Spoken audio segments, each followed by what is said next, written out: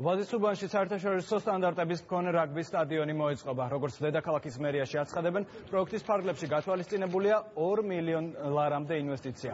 ტერიტორიაზე განთავსდება საერთაშორისო სტანდარტების სტადიონი, ადმინისტრაციული შენობა და 500 ადგილიანი ტრიბუნა.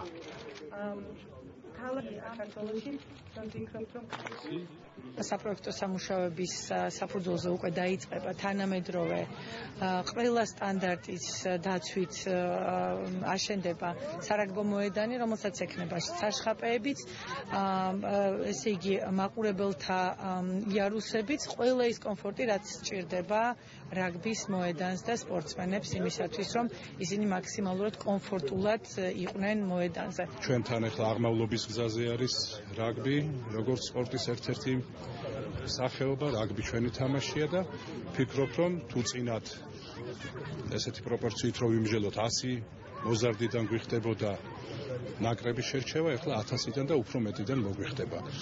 ასე რომ მინდა წარმატება უსურვო ჩვენს მომავალ თაობას.